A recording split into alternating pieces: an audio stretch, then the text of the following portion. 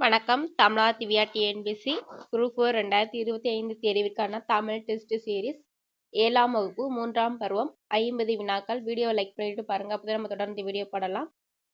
நீங்க எடுக்கக்கூடிய மதிப்பெண்களை கமெண்ட் பாக்ஸ்ல கமெண்ட் பண்ணுங்க. பிடிஎஃப் லிங்க் வந்து டெலிகிராமில் இருக்கும். நீங்கள் அதை பார்த்துட்டு ஆன்சர் கீ வந்து வீடியோவில் செக் பண்ணிக்கோங்க. ஃபர்ஸ்ட் கொஸ்டின், தமிழக அரசியல் வானில் கவ்வியிருந்த கார் இருளை அகற்ற வந்த ஒளிக்கதிராக காய்தே மில்லத் முகமது இஸ்மாயில் திகழ்கிறார் என்று கூறியவர் யார்? தமிழக அரசியல் வானில் கவ்வியிருந்த காரிருளை அகற்ற வந்த ஒளிக்கதிராக காய்தே மில்லத் முகமது இஸ்மாயில் திகழ்கிறார் என்று கூறியவர் அண்ணா. இரண்டாவது வினா, பழமொழி 400 என்ற நூலின் ஆசிரியர் யார்? பழமொழி 400 என்ற நூலின் ஆசிரியர் முன்றுரை அரையனார். மூன்றாவது வினா, இன்சொல் விளை நிலனா ஈதலை வித்தாக வன்சொல் களைகட்டு வாய்மை எருவட்டி என்ற பாடல் வரியை இயற்றியவர் யார்? இன்சொல் விளை நிலனா ஈதலை வித்தாக வன்சொல் களைகட்டு வாய்மை எருவட்டி என்ற பாடல் வரியை இயற்றியவர் முனைப்பாடியார். நான்காவது வினா, கூற்று 1, திருமாலை போற்றி பாடிய ஆழ்வார்கள் 12 பேரு. கூற்று 2, இரண்டாம் திருவந்தாதியை பாடிய ஆழ்வார் புதத்தாழ்வார். விடை சரியான விடை கூற்று 1, 2 சரி. ஐந்தாவது வினா, ஒரு நாட்டின் அரண் என்று எதுனா வயல் வந்து அரண் வராது. காடு, மலை, தெளிந்த நீர் இதெல்லாம் வந்து ஒரு நாட்டின் அரணாகும். ஆறாவது வினா, நாடென்ப என்னும் சொல்லை பிரித்து எழுத கிடைப்பது நாடு பிளஸ் என்ப. ஏழாவது வினா, பொறுத்துக. வித்து விதை, ஈன பெற, நிலன் நிலம், பைங்கூழ் பசுமையான பயிர், வன்சொல் கடுஞ்சொல். விடை வந்து பி. எட்டாவது வினா, ஒவ்வொரு பாடலின் இறுதியிலும் ஒரு பழமொழி இடம்பெற்று இருக்கும் நூல் எதுனா பழமொழி 400. ஒன்பதாவது வினா, மடமகள் பொருள் தருக. மடமகள் இளமகள்னு பொருள்படும். பத்தாவது வினா, ஜென் என்னும் ஜப்பானிய மொழி சொல்லுக்கு என்ன பொருள்னு கேட்குறாங்க. தியானம் செய்யும் பொருள். 11வது வினா, குன்றக்குடி அடிகளார் நடத்திய இதழ் எதுன்னு கேட்குறாங்க. குன்றக்குடி அடிகளார் நடத்திய இதழ் அருளோசை அறிக அறிவியல். 12வது வினா, தமிழ் மொழியை நாட்டின் ஆட்சி மொழியாக அறிவிக்க வேண்டும் என்று குறிப்பிட்டவர் யார்? தமிழ் மொழியை நாட்டின் ஆட்சி மொழியாக அறிவிக்க வேண்டும் என்று குறிப்பிட்டவர் காய்தே மில்லத். 13வது வினா, ஒருவர் எல்லாருக்காகவும் எல்லாரும் ஒருவருக்காக என்பது பொது உடைமை நெறி.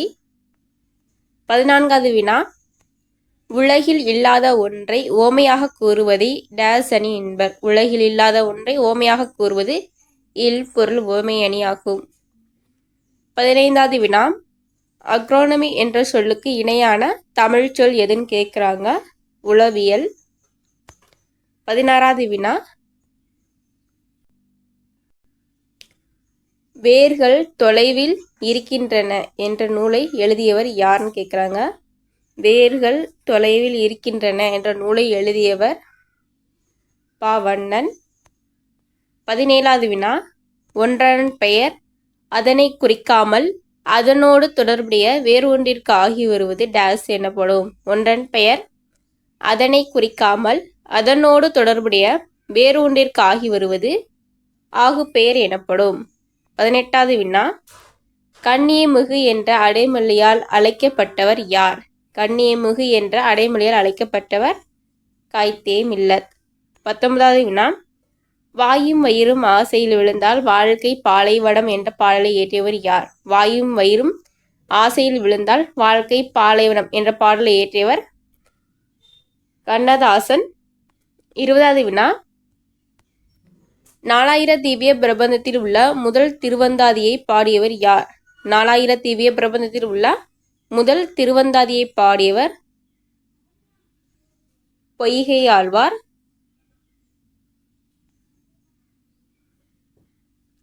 21வது வினா, சுடர் ஆழியான் என்ற சொல்லின் பொருள் என்ன? சுடர் ஆழியான் என்ற சொல்லின் பொருள் ஒளிவிடும் சக்கரத்தை உடைய திருமால். 22வது வினா, காய்த்தே மில்லத் எனும் அரபு சொல்லுக்கு டேஸ் என்று பொருள். காய்த்தே மில்லத் எனும் அரபு சொல்லுக்கு டேஸ் என்று பொருள்னா சமுதாய வழிகாட்டி. 23வது வினா, கண்ணதாசன் என்னும் சிறப்பு பெயரால் அழைக்கப்படுகிறார். கண்ணதாசன் கவியரசு என்னும் சிறப்பு பெயரால் அழைக்கப்படுகிறார். 24வது வினா, பொறுத்துக. வையம், உலகம், வெய்ய, வெப்பக்கதிர் வீசும், இடராழி, துன்பக்கடல், சொல்மாலை, பாமாலை. விடை பி. 25வது வினா, ஒப்புரவு நெறியை அறிமுகப்படுத்திய நூல் எதுனா திருக்குறள். 26வது வினா, ஆப்ஜெக்டிவ் என்னும் ஆங்கில சொல்லுக்கு நிகரான தமிழ் சொல் குறிக்கோள். 27வது வினா, வையம் தகலியா வார்க்கடலை நெய்யாக வெய்ய கதிரோன் விளக்காக செய்ய என்ற பாடலில் பயின்று வந்துள்ள அணினா உருவக அணி. 28வது வினா, வறுமையை பிணி என்றும் செல்வத்தை டேஸ் என்றும் கூறுவது தமிழ் மரபு. வறுமை பிணி என்றும் செல்வத்தை மருந்தும் என்றும் கூறுவது தமிழர் மரபு. 29வது வினா, கூடு கட்ட தெரியாத பறவை. கூடு கட்ட தெரியாத பறவை குயில். 30வது வினா, மலையளவு என்னும் சொல்லை பிரித்து எழுத கிடைப்பது மலை பிளஸ் அளவு. முதல் ஆழ்வார்களில் பொருந்தாதவர் யார்னா குலசேகர ஆழ்வார். 32வது வினா, கழுதுதல் என்ற சொல்லின் பொருள் என்ன? கழுதல் என்ற சொல்லின் பொருள் முதிர்தல். 33வது வினா, கண்ணதாசனின் இயற்பெயர் என்ன? முத்தையா. 34வது வினா, இயேசு காவியம் என்ற நூலை எழுதியவர் யார்? கண்ணதாசன். 35வது வினா, தானொரு என்னும் சொல்லை பிரித்து எழுத கிடைப்பது தான் பிளஸ் ஒரு. 36வது வினா, இலக்கண குறிப்பு தருக. மலர்முகம்,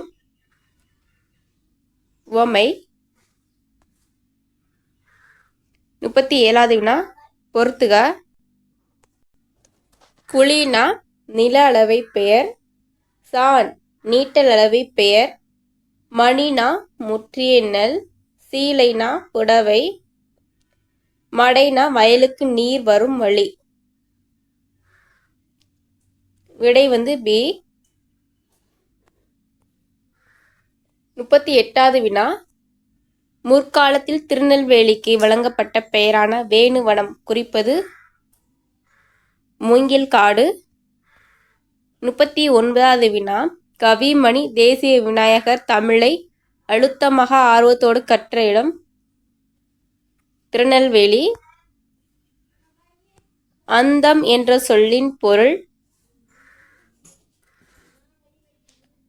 முடிவு.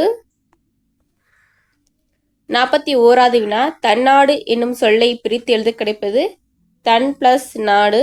42வது வினா, திருக்குறள் நெறியை பரப்புவதை தம் வாழ்நாள் முழுவதும் கடமையாக கொண்டவர் யார்னா குன்றக்குடி அடிகளார். 43வது வினா, கூற்று 1, முன்றுரை அறையினார் பழமொழி 400 என்ற நூலை இயற்றியுள்ளார். கூற்று 2, முன்றுரை அறையினார் சைவ சமயத்தை சார்ந்தவர். இது தவறு, சமண சமயம் வரும். கூற்று 1 சரி, கூற்று 2 தவறு.